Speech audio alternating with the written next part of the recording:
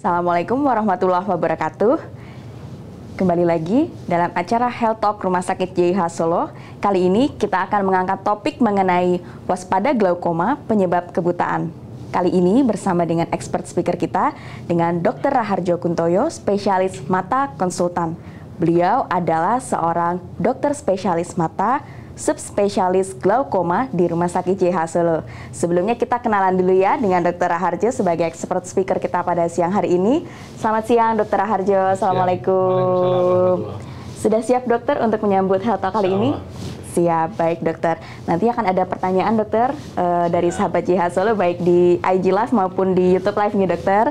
Baik, sebelumnya saya ingatkan juga kepada sahabat JIH yang saat ini sedang menonton, jangan lupa untuk memberikan pertanyaan terbaiknya baik di Instagram maupun di YouTube Live, karena bagi yang beruntung nanti akan mendapatkan giveaway yang akan diumumkan di akhir acara.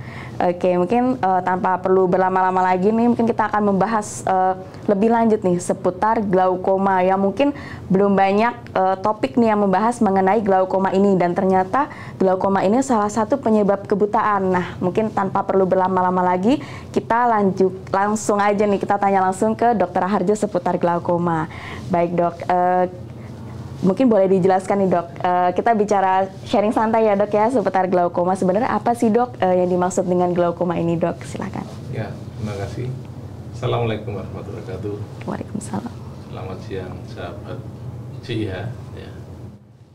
Di siang ini mudah-mudahan tidak ngantuk ya. Bisa dengar suara saya. Ya, jadi topik siang ini adalah topik tentang glaukoma. Mungkin masih jarang ya tahu tentang glaukoma. Glaukoma itu apa? Mungkin kalau secara medis glaukoma, tapi sebetulnya kalau di Indonesia kan itu penyakit si pencuri penglihatan. Nah itu artinya apa? Artinya seorang yang menderita glaukoma itu kadang tidak terasa bahwa dia menderita glaukoma dan tiba-tiba matanya jadi buta. Nah ini sangat berbahaya. Jadi kalau glaukoma ini sebenarnya kalau di mata itu ranking kedua penyebab kebutaan. Yang pertama katarak ya, katarak, yang kedua baru glaukoma. Tapi kenapa ini berbahaya, harus diwaspadai karena glaukoma itu menimbulkan kebutaan yang bersifat permanen. Beda sama katarak. Katarak itu buta, mudah dioperasi, terang kembali, dia bisa melihat dunia kembali. Tapi glaukoma tidak seperti itu. Glaukoma itu sudah lanjut, itu sudah nggak bisa dikembalikan, artinya kerusakan bersifat menetap. Nah ini yang berbahaya di sini, karena kerusakannya sudah menetap, jadi tidak ada upaya lain yang bisa dilakukan. Nah, sudah buta ya sudah, beda sama katarak. Nah, glaukoma itu suatu penyakit neurodegeneratif ya pada saraf mata yang menyebabkan kerusakan pada saraf mata, atau kalau istilah medisnya itu terjadi eskavasio glaukomatosa, jadi kerusakan pada saraf mata dan terjadi penyempitan lamang pandang. Pandang. Memang ada beberapa yang mengatakan bahwa kalau mata cokot-cokot itu glaukoma, tapi sebetulnya sekarang itu tidak seperti itu. Jadi sekarang itu banyak sekali kita temukan orang yang sakit glaukoma tapi tidak cokot-cokot. Dan bahkan sering kita temukan pada saat screening, misalnya periksa kacamata ya kan, ini orang diberi kacamata ukuran berapapun kok enggak cocok-cocok ya kan, nah, kita cek saraf mata ternyata glaukoma, nah, dia tidak merasakan apa-apa itu. Nah itu sekilas tentang glaukoma. Jadi ingat bahwa glaukoma ini sangat berbahaya, artinya bisa menimbulkan kebutaan yang bersifat menetap. Baik dok, untuk penyebab dari glaukoma sendiri dok yang paling tersering ini apa saja sih dok? Ya sebetulnya kalau penyebabnya kan kita bicara faktor risiko dulu ya. Faktor risiko yang pertama adalah usia. Jadi usia di atas 40 tahun itu sudah berisiko terjadinya glaukoma.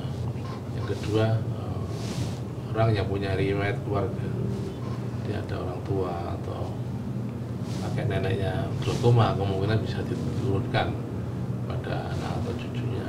Yang ketiga orang-orang dengan penyakit sistemik ya, yang diabetes mellitus, ataupun hipertensi, ataupun orang-orang dengan penggunaan obat-obat steroid yang jangka panjang, itu juga berisiko.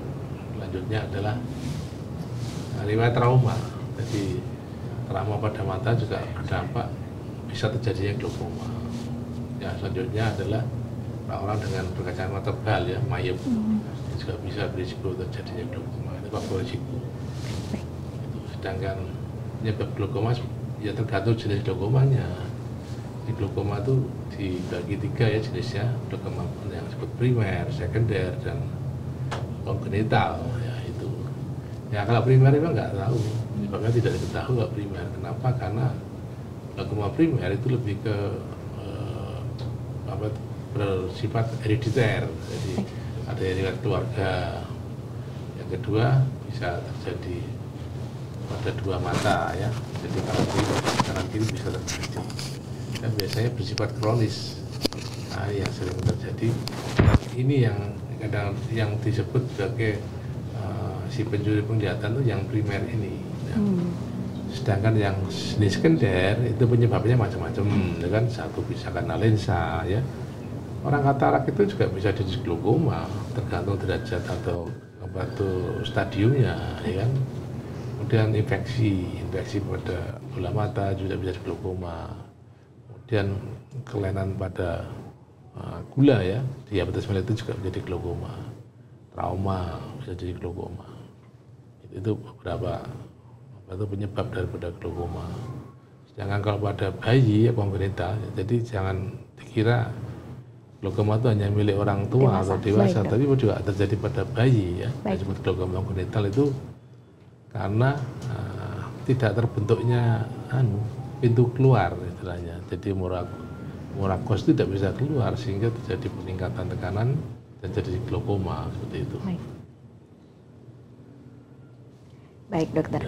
Untuk gejalanya sendiri dokter, bagaimana cara mudah untuk mengenali gejala yang mengarahkan ke glaukoma ini dok? Misal mungkin ada sahabat JH mengeluhkan, tiba-tiba kok mata saya seperti ini ya. Nah ini tanda-tanda yang harus kita waspadai yang curiga mengarah ke glaukoma ini kira-kira apa saja sih dok? Ya, jadi seperti saya katakan tadi, karena ini penyakit si pencuri penglihatan, kadang itu pasien tidak merasakan gejala apa-apa. Jadi itu pertama tidak merasakan gejala.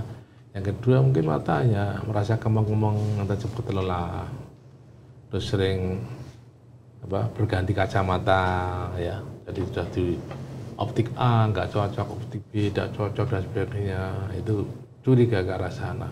Nah, terus juga sering merasa agak pusing ya di mata, itu terus yang lebih berat lagi ya bisa timbul cekot-cekot ya, kalau sudah dalam kondisi glaukoma akut itu bisa cekot-cekot, bisa mual, bisa muntah, dan sering itu hilang penglihatan sampingnya atau sering nabrak-nabrak istilahnya. Jadi kalau sudah kondisi yang lanjut ya, itu tinggal penglihatan di tengah saja, sampingnya sudah hilang. Artinya dia kalau jalan itu sering nabrak, itu juga curiga terhadap ke arah glaukoma itu. Baik dok. Kalau pada anak-anak sendiri dok, apakah gejalanya akan menyerupai seperti yang dewasa?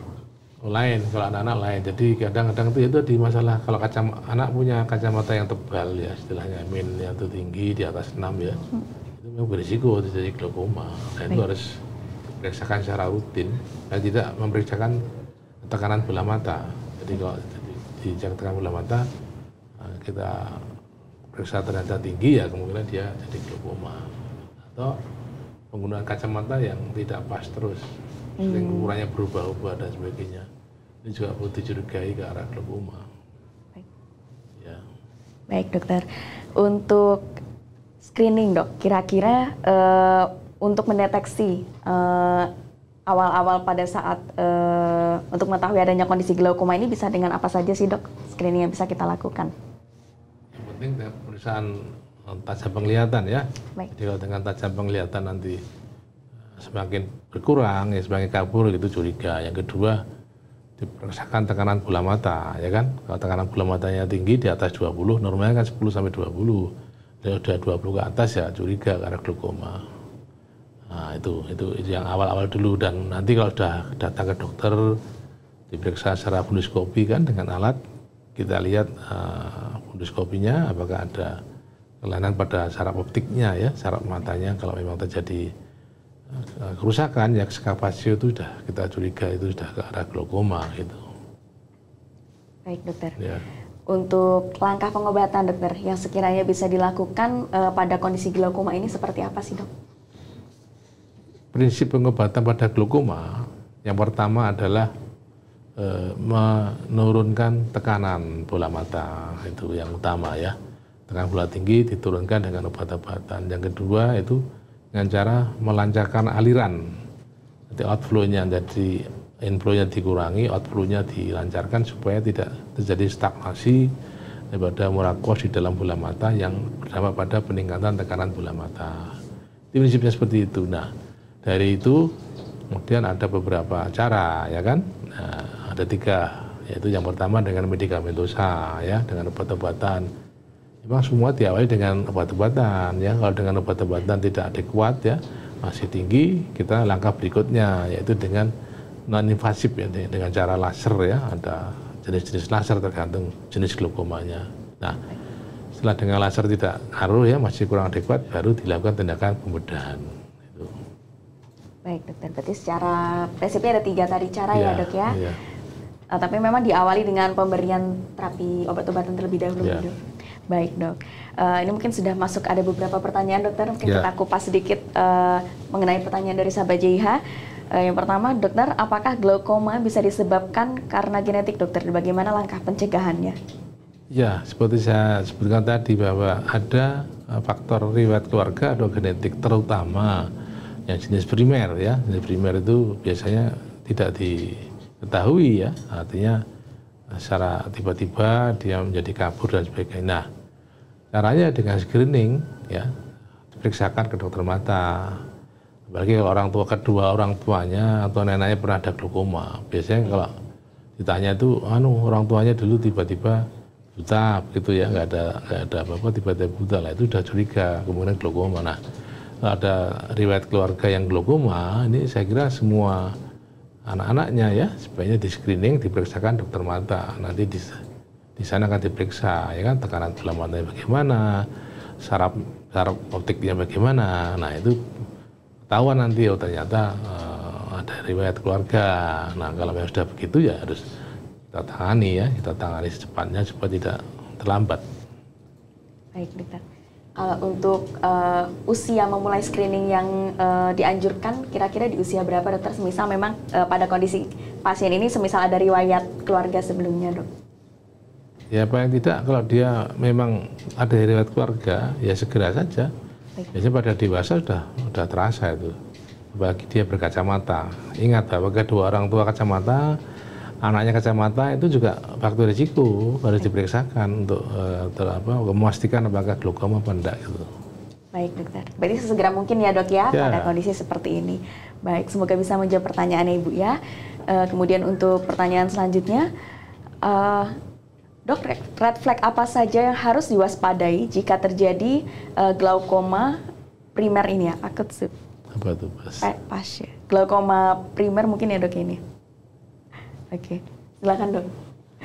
Ya itu artinya kalau kita sudah mengarah ke sana ya, itu diwaspadai misalnya kalau sudah ada kemungkinan ya, jadi ke arah misalnya ada riwayat keluarga dan diperiksakan sudah glaukoma, ya harus rutin kontrol, terutama pemeriksaan tekanan bola mata. Jadi tekanan bola mata harus selalu dikontrol apa yang enggak ya, 6 bulan sekali atau apa, itu harus dicek.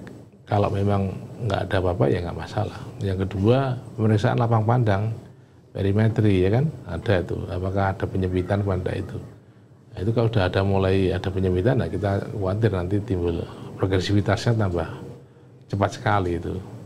Dan mungkin ada keluhan-keluhan yang nggak nyaman, seperti saya katakan tadi, misalnya pakai kacamata sering nggak cocok dan sebagainya, ya kan, terus nggak nyaman, sering pusing dan sebagainya, itu harus diperiksakan dulu, dipastikan apakah itu ke arah glaukoma apa enggak gitu. Baik dok.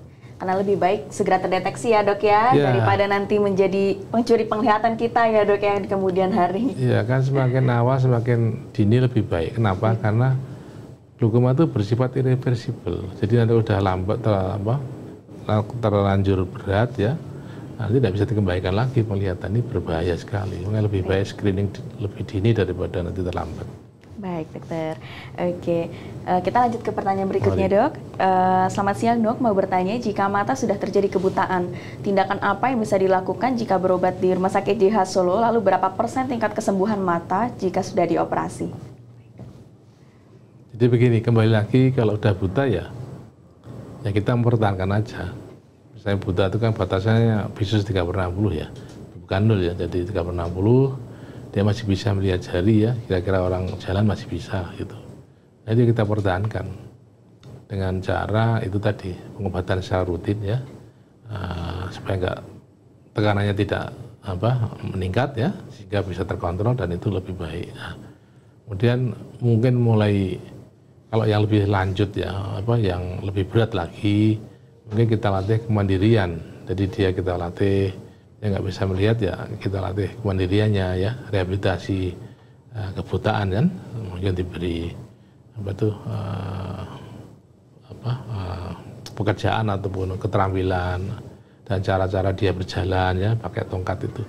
Jadi kalau kita di jalan tuh kelihatan orang pakai kacamata dan bawa tongkat putih itu orang buta itu. Nah, ini kita waspada dan perhatian ya, kalau dia nggak tahu ya kita harus menolong gitu ya, minta diberi jalan lah istilahnya itu orang buta. Nah seperti itu, jadi bagaimana dia walaupun sudah buta tapi masih bisa beraktivitas dan bisa bermanfaat untuk orang lain, misalnya yang sudah nggak bisa lihat bisa jadi tukang pijat ya, atau membuat kerajinan-kerajinan yang masih bermanfaat untuk orang lain gitu ya. Sedangkan kalau misalnya berobat ya, jadi kembali lagi bahwa pengobatan pada glaukoma itu tujuannya bukan untuk mengembalikan penglihatan, ingat.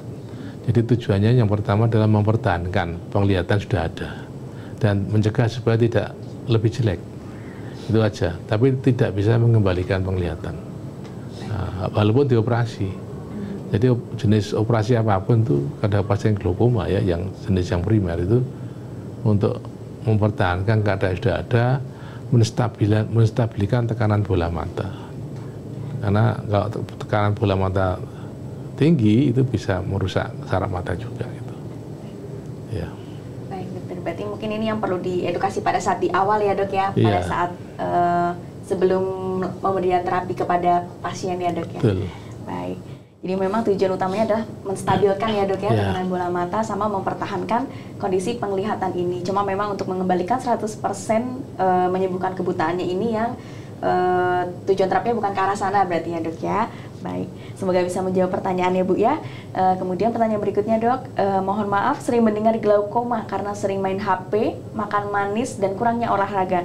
Apa orang malas berpotensi terkena glaukoma seperti sering makan manis, instan dan gula darah tinggi? Apakah ini meningkatkan resiko gitu mungkin ya dok ya, maksudnya ya meningkatkan resiko terjadinya glaukoma pada orang yang malas berolahraga mungkin ya dok ya? Silakan dok. Saya kira nggak ada hubungannya ya. Kalau lihat penyebab daripada glaukoma itu tidak seperti itu. Tetapi kalau memang orang kencing manis ya, bukan makan manis ya. Tidak semua orang makan manis itu pasti glaukoma. Jadi kalau orang yang sudah kena DM ya, diabetes mellitus ya, itu kemungkinan resiko. Tapi kalau yang saat disebutkan itu nggak ada kaitannya. Jadi nanti kalau semua orang melihat HP kena glaukoma, semua glaukoma dong. Tidak seperti itu.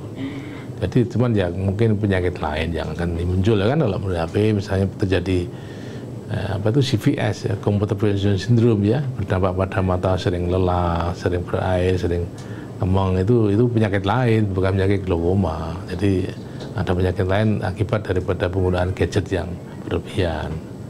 Orang manis suka manis-manis itu ya mungkin nanti jadi diabetes kan. Nah itu juga yang membuat berisiko itu diabetesnya, bukan gula yang manisnya. Karena ada risiko sudah jadi diabetes ya itu risiko. Tapi kalau minum gula atau makan gula-gula enggak apa-apa kalau nggak ada risiko seperti itu. Baik. Oke. kalau untuk ini konteksnya mitos ya dok. Kalau berhubungan langsung, kecuali kalau case-nya ada penyakit metabolik seperti DM ya dok, ya itu baru meningkatkan risiko terjadinya glaukoma ini. Nah, semoga bisa menjawab pertanyaannya Bu ya. Kemudian untuk pertanyaan berikutnya, Assalamualaikum dok, izin bertanya, apakah tekanan bola mata akan bertambah terus setiap kali kambuh, dan kapan penderita glaukoma memerlukan tindakan medis selain dengan pemberian obat-obatan? Terima kasih dok. Ya, kalau memang sudah dipastikan glaukoma, ya memang harus dikontrol tekanannya. Jadi ini bisa aja kalau dia lupa minum obat atau kontrol ya, itu bisa meningkat itu. Ya, seperti orang punya penyakit darah tinggi, ya darah tinggi kalau nggak pengobatan ya mesti naik, itu sama. Jadi pengobatannya itu ya untuk menurunkan tekanan bola mata di sini ya, tekanan bola mata yang tinggi ya diturunkan. Kenapa? Karena itu bisa berisiko memperberat penyakitnya. Nah, kemudian untuk ini tindakan medis selain obat-obatan ya, kalau memang tadi dengan obat-obatan tidak adekuat ya, tidak berefek ya, mungkin perlu tindakan lebih lanjut ya, mungkin di laser atau dilakukan tindakan operatif tadi, atau obatnya diganti, mungkin dia nggak cocok dengan, kan obat-obat glaukoma banyak kan, diganti obat lain mungkin lebih efektif atau lebih berefek pada glaukomanya itu ya. Baik dok, mungkin kalau ada yang bertanya berapa lama jangka pengobatannya, itu berarti seberapa lama ya dok ya kira-kira untuk penderita glaukoma ini diberikan obat-obatannya? Ya, kalau yang jenis primer yang tidak diketahui sebabnya tadi dan ada riwayat keluarga, itu ya seumur hidup. Nah itulah makanya pilihan ya. Jadi kadang ada beberapa orang pasien yang tidak sabar ya, artinya setiap hari minum obat, setiap berinteraksi kan merasa nggak nyaman ya, setiap hari minum obat, itu mungkin pilihannya harus dirubah dengan laser ya atau dioperasi tadi. Tapi kalau masih nyaman dan baik dengan pengobatan ya diteruskan aja, nggak apa-apa. Tetapi kalau untuk yang glaukoma sekunder ya, yang karena katarak ya kataraknya dioperasi, nanti dia akan boleh kembali kan, tidak masalah. Glaukomanya akan boleh kembali karena penyebabnya sudah ditangani gitu. Ya. Baik dokter, oke, semoga bisa menjawab pertanyaan ya Bu ya. Kemudian ada pertanyaan berikutnya dok.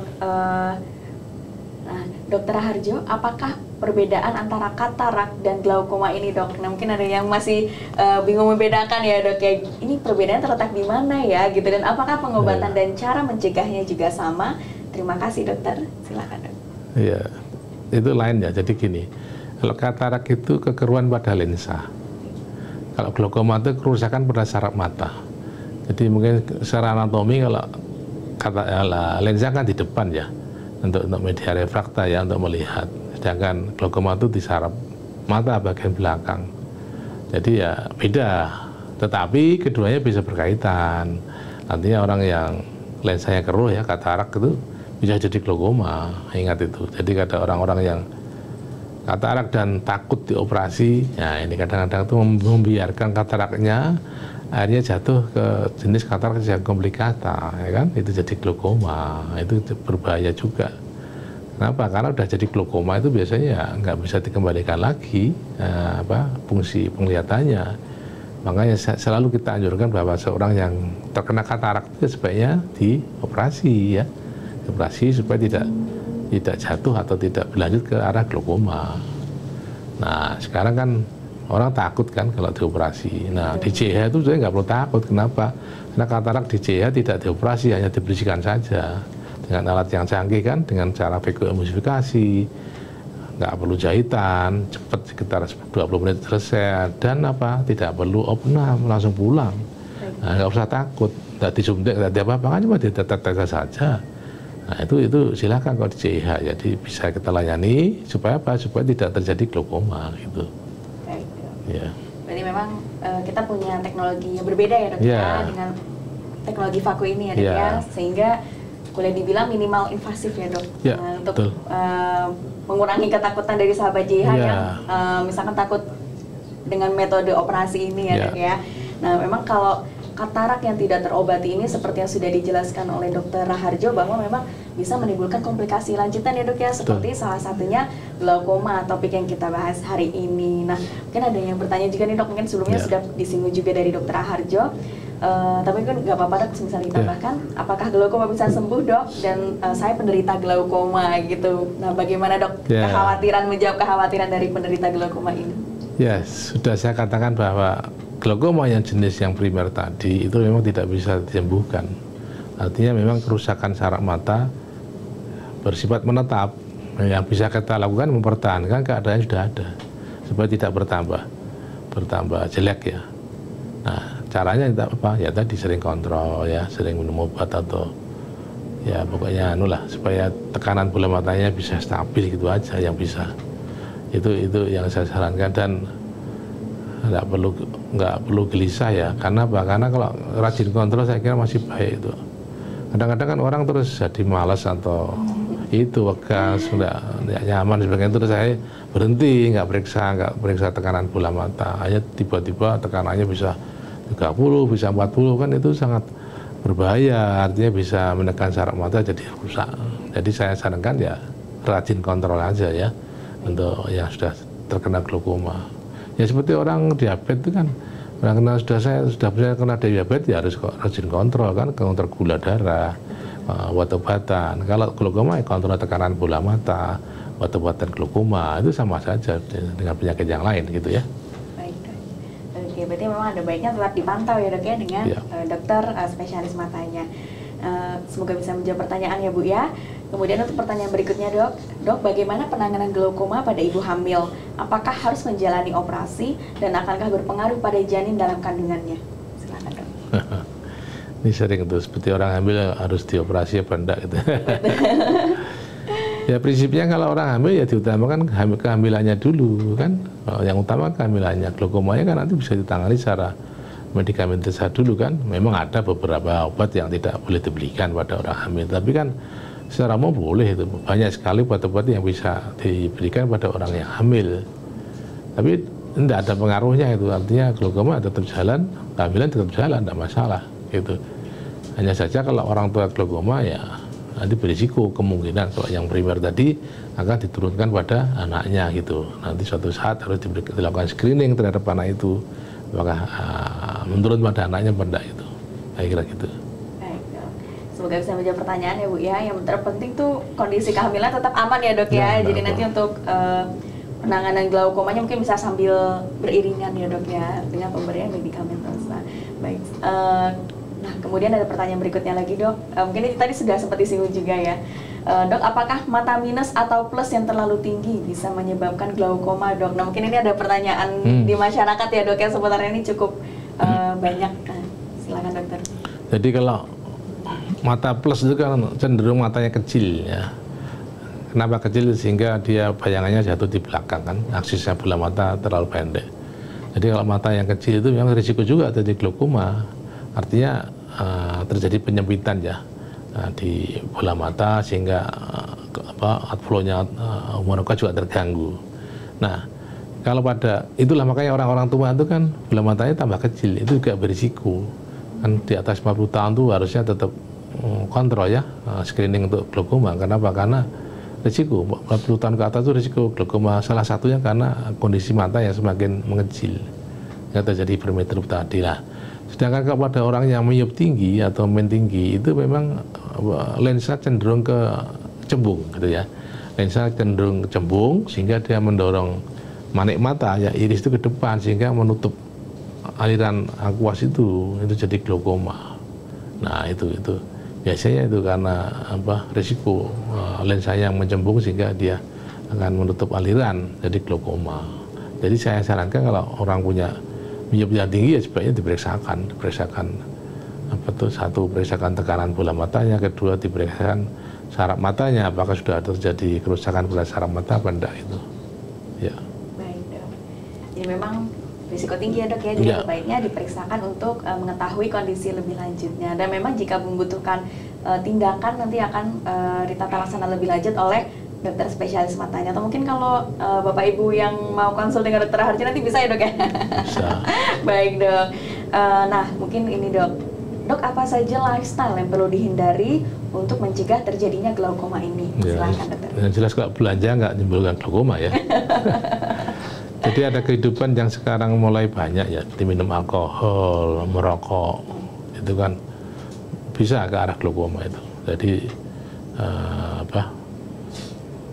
kalau misalnya yang mau aman ya tidak usah minum alkohol, nggak usah merokok, karena itu memang ada risiko terjadi glaukoma.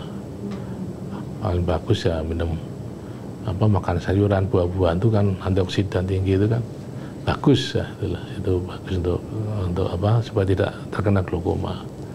Kopi, teh itu kan ya sama aja, itu tidak menimbulkan glaukoma. Jadi yang sering itu ya itu alkohol sama merokok itu yang berkaitan dengan glaukoma. Untuk makanan-makanan lain tidak ada, itu saya kira bebas, tidak ada makanannya. Oke, berarti memang alkohol sama merokok ini salah satu yang harus dihindari ya dok ya, pantangannya ya, karena memang bisa meningkatkan resiko terjadinya glaukoma ya dok ya. Baik. Nah kemudian dok, ada pertanyaan berikutnya. Kakak saya didiagnosa glaukoma dokter. Saran pertama harus operasi, kemudian selama 3 bulan ini selalu ditunda untuk operasi dokter. Apakah akan baik-baik saja? Ini konteksnya menunda operasi nih dok. Nah kira-kira kemungkinan apa yang terjadi? Silakan dok. Ya saya kurang tahu apakah karena pengobatannya tidak adekuat sehingga harus dioperasi ya. Kalau itu yang terjadi ya, saya sudah pengobatan sekian bulan kok masih tinggi tekanannya, ya itu memang disarankan operasi. Ya, karena memang sudah nggak bisa kan dengan pengobatan dioperasi. Nah itu aja. Jadi kalau memang sudah disarankan, mungkin ada faktor pertimbangan lain kan, sehingga dia harus dioperasi. Ya, memang saya jelaskan yang pertama pengobatan glaukoma itu kan medikamentosa. Kalau medikamentosa tidak ada ya mungkin di laser. Tapi kan masalahnya laser tidak semua center punya, ya kan yang punya yang kelas tipe A atau itu kan seperti tipe D, tipe C tidak ada. Jadi situ yang bisa dilakukan ya operasi. Nah, tergantung jenisnya, jenis operasinya tergantung jenis glaukomanya kan, gitu. Oke, ya. Baik dok. Oke, semoga bisa menjawab pertanyaan ya Bu ya. Kemudian ada pertanyaan berikutnya dok, apa faktor yang dapat mempengaruhi seseorang untuk melakukan trabekulotomi ataupun kombinasi trabekulotomi dengan trabekulektomi pada anak dengan glaukoma kongenital primer? Mungkin ini orang medis ya dok. Silakan dok. Sebetulnya kalau betul-betul primer itu bukan itu, jadi lebih tepat goniotomi. Ya goniotomi bagian daripada trabekulotomi. Jadi kan pada bayi, pada anak itu kan salurannya terganggu gitu, jadi buatkan saluran. Nanti itu cuman bedanya kalau trabekulotomi itu kan dengan laser biasanya dilubangi ya, trabekulumnya di sinar laser sehingga lubang sehingga murakos itu bisa keluar kan. Tetapi kalau trabekulektomi itu dengan operasi memotong trabekulumnya. Nah, itu ya monggo kalau memang kalau bisa dilakukan salah satu saja ya tidak masalah, itu tidak harus trabekulotomi dan trabekulektomi. Nah, ini suatu penanganan yang berbeda. Trabekulotomi itu hanya melubangi saja, tapi tidak membuang bagian daripada trabekulum. Kalau trabekulektomi itu dipotong trabekulumnya sehingga lubangnya tetap situ gitu. Akhirnya begitu. Baik dok. Memang kalau pada anak tujuannya membuka saluran tadi itu ya dok ya. Untuk penanganannya sendiri kita juga melihat dari kondisi pasien juga ya dok ya. Baik, semoga bisa menjawab pertanyaan. Kemudian untuk selanjutnya dok, dok apakah penderita glaukoma harus ketergantungan dengan obat tetes mata dok? Silakan dok. Ya kembali lagi kalau itu jenis yang primer ya, primer saya katakan tadi itu memang ya kita tidak tahu sebabnya kan. Nah, itu ya pengobatannya ya menstabilkan tekanan bola mata dengan cara memberikan pengobatan. Ya kalau obatnya sama lah, saya katakan lagi, kalau orang diabetes harus ketergantungan obat diabetes, apakah tergantungan insulinnya, tergantung derajatnya menurut saya.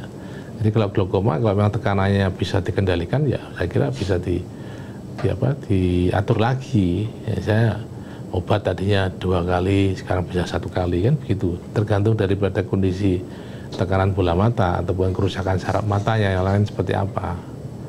Nah itu, jadi menurut saya bukan ketergantungan tapi kebutuhan. Ya, kebutuhan untuk menurunkan tekanan bola mata. Seperti orang diabetes itu kan bukan ketergantungan obat diabetes, tapi memang kebutuhan untuk menurunkan gula darah kan, itu sama di glaukoma juga sama, itu menurunkan tekanan bola mata. Itu bisa dengan obat maupun tetes. Ada beberapa tetes yang cukup sekali ya sehari, tidak harus 2 kali, tidak harus 4 kali ya. Obat juga gitu, ada yang cukup sekali, ada yang 2 kali, kan memang ya tergantung jenisnya lah dan berapa tinggi tekanan bola matanya kan gitu. Baik dokter, semoga bisa menjawab pertanyaan ya. Kemudian, nah ini ada pertanyaan berikutnya dok. Jika glaukoma menyerang mata kiri, apakah glaukoma bisa berpindah ke mata kanan, mungkin mata sebelahnya gitu mungkin? Selain jalan operasi, adakah treatment dan terapi jalan lain dok? Mungkin yang silakan dokter terkait ini, bagaimana dok? Apakah bisa berpindah? Ini bukan penyakit menular ya. Jadi saya katakan sejak awal ya, ini kan penyakit neurodegeneratif, artinya itu bisa terjadi kanan dan kiri, apalagi yang jenis primer ya, primer itu pasti terjadi kanan kiri, bukan berpindah, cuman ini waktunya berbeda ya, seperti orang sakit katarak ya tidak bersamaan kan, kanan kiri kadang yang kanan dulu, kadang yang kiri ya kan gitu ya, sama. Glaukoma juga begitu, mungkin pada saat pemeriksaan yang ditemukan tekanan bola mata tinggi yang kanan, yang kiri masih stabil gitu kan, masih normal, itu bisa saja seperti itu, jadi bukan berpindah.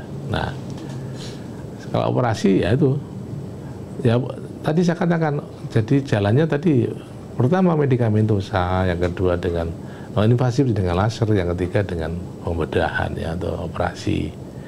Itu jalan seperti itu. Jadi coba dulu pengobatan tidak berefek ya dengan laser nggak berefek dengan operasi gitu aja.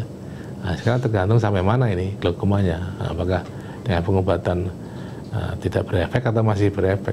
Kalau masih berefek ya diteruskan aja.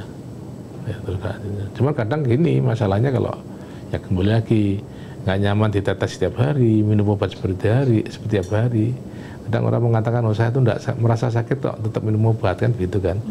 Atau orang yang ada di pucuk gunung sana ya, di Tangmangu, dia harus datang ke Solo untuk berobat setiap minggu dan sebagainya, itu kan nggak efektif kan. Nah itu dipertimbangkan untuk dilakukan operasi. Jadi kalau sudah dioperasi kan tidak pakai obat, nanti artinya sudah dibuatkan saluran kan, sudah diperlancar alirannya, sudah selesai gitu. Mestinya begitu. Baik. Ya. Oke, semoga bisa menjawab pertanyaan ya Bu ya. Nah kemudian dok, mungkin ada yang bertanya nih, kira-kira persiapan apa sih dok yang harus dilakukan semisal ternyata pasien tersebut harus dinyatakan operasi ya dok ya, dilakukan tindakan untuk penyakit glaukomanya ini, kira-kira dari pasien apa saja yang harus dilakukan persiapannya? Yang jelas operasi dilakukan apabila pasien sudah siap ya. Dan sudah siap artinya gini, dia harus menerima pemberitahuan bahwa tujuan operasi itu bukan untuk mengembalikan penglihatan, tapi operasi glaukoma itu hanya untuk menstabilkan tekanan. Jadi tekanan yang tinggi diturunkan supaya stabil, tidak tinggi, gitu aja itu. Yang kedua, memang habis operasi nggak akan mempengaruhi penglihatan. Jadi selalu saya tekankan, ada yang mau operasi itu, tujuan operasi itu bukan untuk mengembalikan penglihatan. Kadang kan orang mengatakan, loh saya itu udah operasi kok tetap nggak bisa melihat. Nah itu nggak pas. Artinya harus menerima bahwa tujuan operasi itu bukan untuk mengembalikan penglihatan. Jadi hanya untuk menstabilkan tekanan ya, supaya stabil, karena dengan pengobatan mungkin tidak efektif. Yang kedua, persiapan sebelum operasi. Jadi memang sebelum operasi harus dipersiapkan. Terutama adalah tekanan bola mata. Nah, tekanan bola mata harus normal dulu. Kalau masih tinggi nggak berani itu operasi ya. Itu harus diturunkan ya, supaya dipondokkan ya, opnam dulu berapa hari untuk diturunkan, baru dipersiapkan operasi. Nah bagi yang takut atau gimana ya sebaiknya di bis umum ya, general anestesi ya, itu.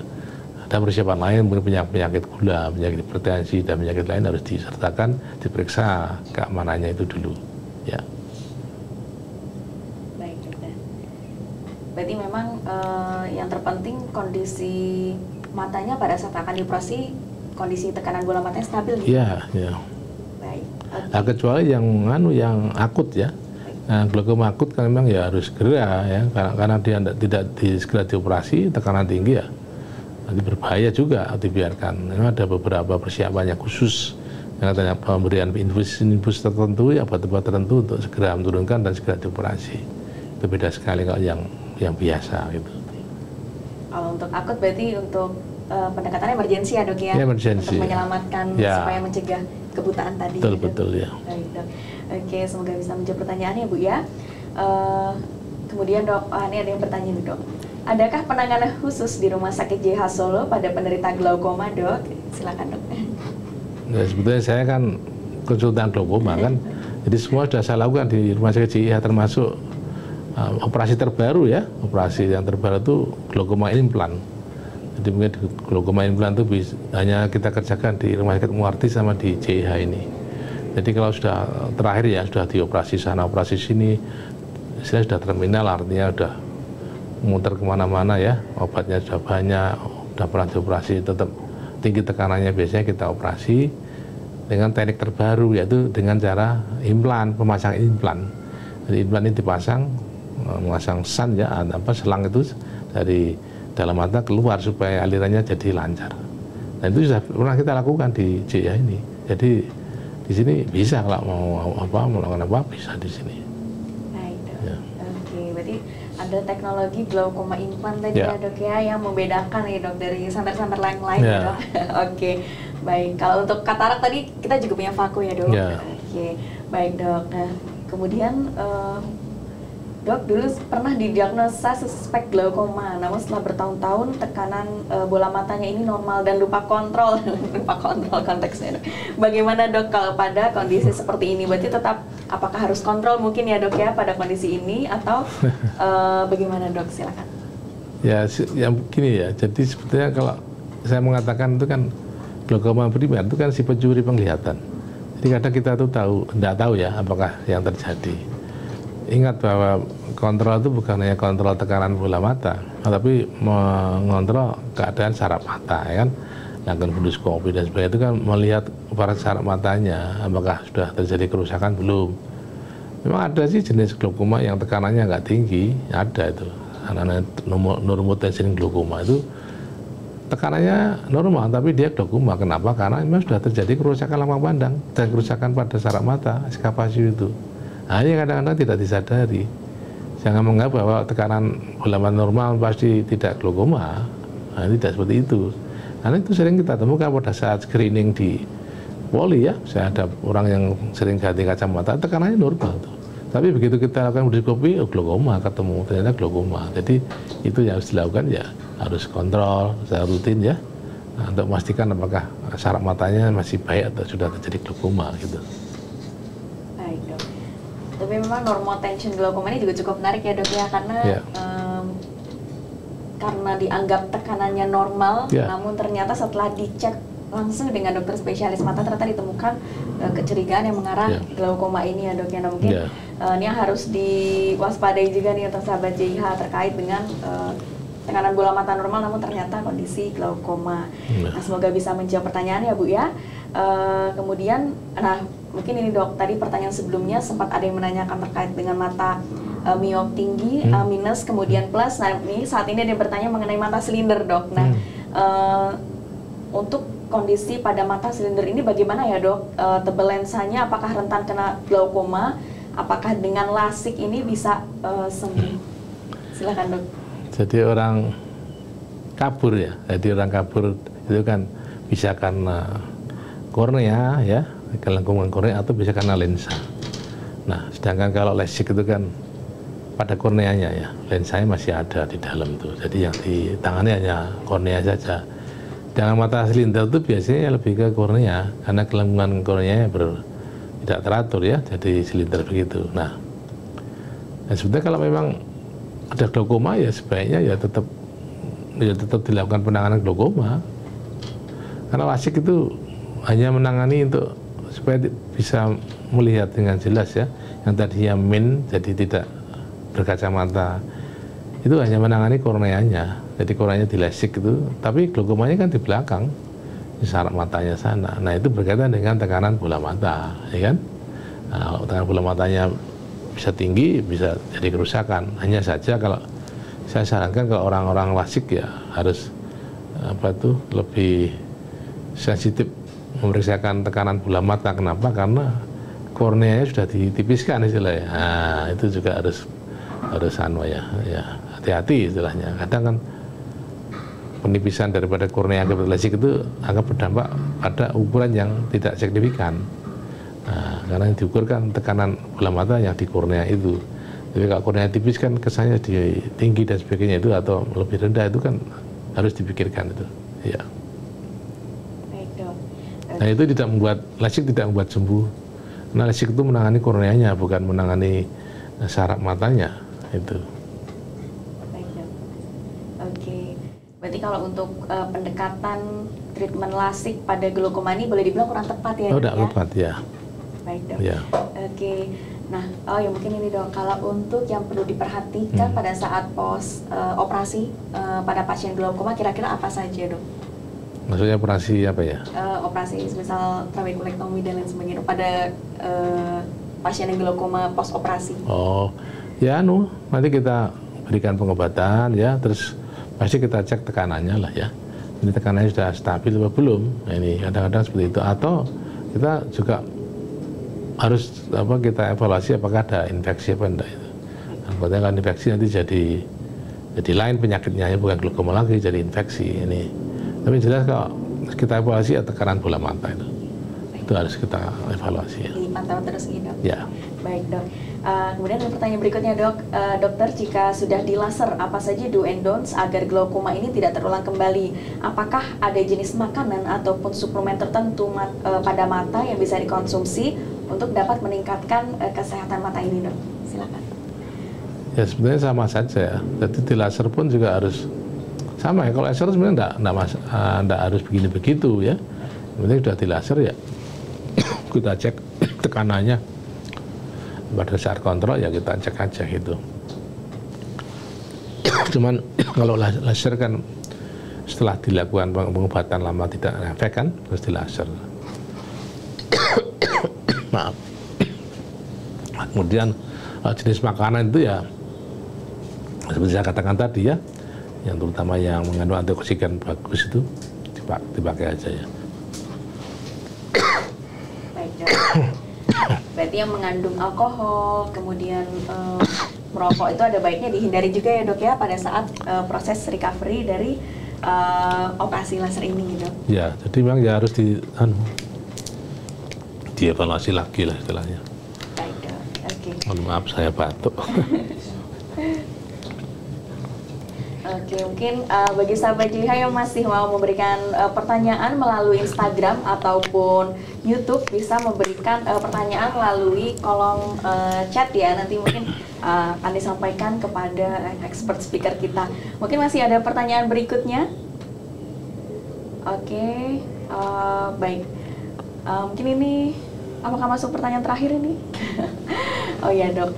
Dok, apakah glaukoma ini bisa menyebabkan komplikasi penyakit lainnya, Dok? Mungkin selain komplikasi kebutaan, apakah ada komplikasi lainnya, Dok? Silakan, Dok. Ya, selama ini nggak ada ya. Jadi ya memang glaukoma itu sudah menyebabkan kebutaan gimana? Jadi buta itu komplikasinya jadi buta. Berarti memang kebutaan itu saja ya, Dok ya, komplikasi utama yang harus diwaspadai dari glaukoma ya, Dok? Kan mata yang ditakutkan kan buta. Itu aja. Kalau ini memang buta ya sudah, supaya nggak buta ya itu glaukomanya harus ditangani secara serius, bisa betul-betul ya itu. Nah itu memang risiko untuk jadi kebutaan tuh glaukoma nomor 2. Jadi setelah katarak itu pasti jadi kebutaan. Jadi ya dijagalah mata. Baik, Dok. Oke, semoga bisa menjawab pertanyaan ini, Bu ya. Kemudian apakah ada pertanyaan berikutnya lagi? Oke. Ada yang bertanya seperti ini, Dok. Dok, bagaimana cara mengukur tekanan bola mata? Apakah sama dengan scan bila mata seperti yang dilakukan di radiologi, Dok? Mungkin ada pertanyaan yang penasaran ya, Dok ya. Alatnya itu seperti apa sih kira-kira gitu? Silakan, ya, Dok. Sebenarnya kalau secara kasar bisa dilakukan dengan palpasi artinya ya, dengan apa? Tapi ahli harus ahli ya. Kalau semua orang nggak bisa. Jadi dengan palpasi nggak punya alat dengan palpasi. Jadi dilihat dengan bola mata dengan palpasi. Yang kedua dengan alat ya kan, itu tanpa alat, sekarang dengan alat. Nah dengan alat itu ya macam-macam ya, sekarang ada tonometer ya, macam-macam itu. Nah, sekarang terbaru itu dengan non kontak tonometri, jadi mengukur tekanan bola mata tanpa menyentuh kornea. hanya dengan hembusan udara aja. Jadi seperti titip udara nanti akan muncul di layar tuh tekanannya berapa. Ini lebih aman dan nyaman menurut saya karena tanpa menempelkan atau menyentuh korneanya ya. Itu aja yang untuk membuat tekanan bola mata. Tidak seperti scan di radiologi bukan. Ya, nggak usah takut lah, ini nggak hanya seperti orang ditiup itu loh. Ditiup matanya. Nanti dipaskan posisi matanya saja ya dok ya, itu udah ketemu nanti ya. Itu. Baik dok.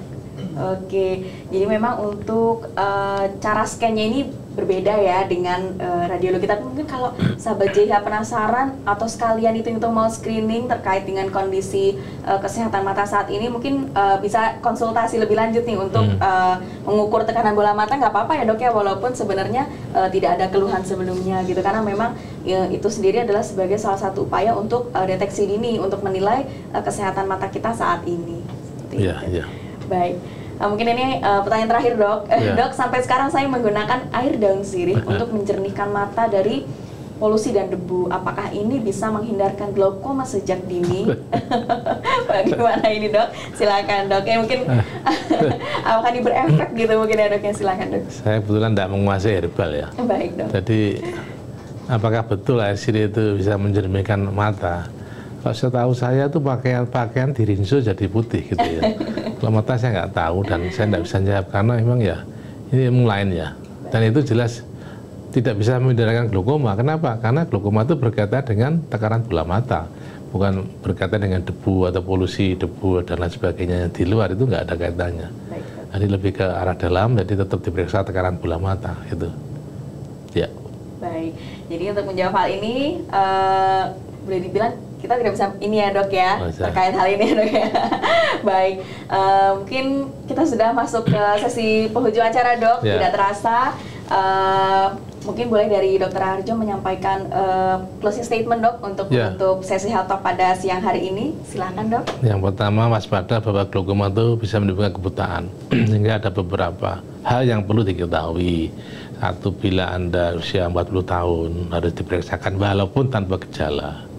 Yang kedua, kalau ada di keluarga riwayat glaukoma, sebaiknya seluruhnya di screening ya, diperiksakan. Yang ketiga, apabila ada yang punya penyakit diabetes, hipertensi, atau penggunaan steroid yang panjang dalam jangka panjang, itu sebaiknya harus diperiksakan juga karena itu berisiko. Yang ketiga, orang yang berkacamata tebal ya kan, itu juga berisiko glaukoma. Kemudian yang kelima adalah orang yang sering gonta-ganti kacamata tanpa yang nggak cocok terus ya, nggak pernah cocok, itu harus diperiksakan. Mungkin glaukoma. Yang terakhir yaitu orang yang sering nabrak kanan kiri. Nah ini juga mungkin ke arah glaukoma. Nah, itu saya kira yang perlu diperhatikan, dan periksakanlah mata Anda secara teratur. Nah, karena glaukoma itu si pencuri penglihatan. Nah itu aja. Terima kasih. Baik, terima kasih banyak Dr. Harjo sudah berkenan untuk menyampaikan seputar glaukoma si pencuri penglihatan ini ya, dan harapannya semoga dapat bermanfaat bagi sahabat JH. Sebelum menutup sesi Health Talk kali ini, saya akan mengumumkan pemenang giveaway kepada 4 pemenang beruntung. Yang pertama dari @Widya_Lelin, kemudian yang kedua dari @Auliatania22, kemudian yang ketiga dari @Arsyanarendra Yanwari, kemudian yang terakhir selamat kepada Nurul Fadila NF. Selamat kepada 4 pemenang beruntung. Selamat dapat rezeki. Nanti untuk hadiahnya bisa menghubungi admin. Harusnya lebih banyak atau lebih besar lagi ya. Biar semangat untuk ikut Healthy Talk tuh. Baik dok. Bagaimana ini bisa jadi masukan buat tim ya. Oke, sebelumnya bagi sahabat JH yang ingin mengkonsultasikan seputar kesehatan mata ataupun mungkin seputar penyakit mata dan khususnya mengenai glaukoma, karena Dr. Harjo ini adalah salah satu expert di bidang glaukoma, bisa datang pada saat Dr. Harjo praktek di hari apa saja dok prakteknya, silakan. Saya hari Senin dan Rabu siang ya, jam 1, Sabtu pagi jam 8 sampai jam 11 siang. Baik, untuk selanjutnya bisa menghubungi via CS untuk booking terkait appointment-nya. atau mungkin konsultasi lebih lanjut seputar tindakan seputar mata juga bisa. Oke. Sebelumnya saya ucapkan terima kasih banyak kepada sahabat JH yang sudah menonton pada sesi Health Talk di hari Jumat siang pada hari ini. Sampai jumpa pada sesi Health Talk berikutnya, dan nantikan topik-topik yang masih menarik nih di kesempatan-kesempatan berikutnya. Kami tunggu kedatangannya di Rumah Sakit JH Solo. Sampai jumpa. Wassalamualaikum warahmatullahi wabarakatuh. Salam.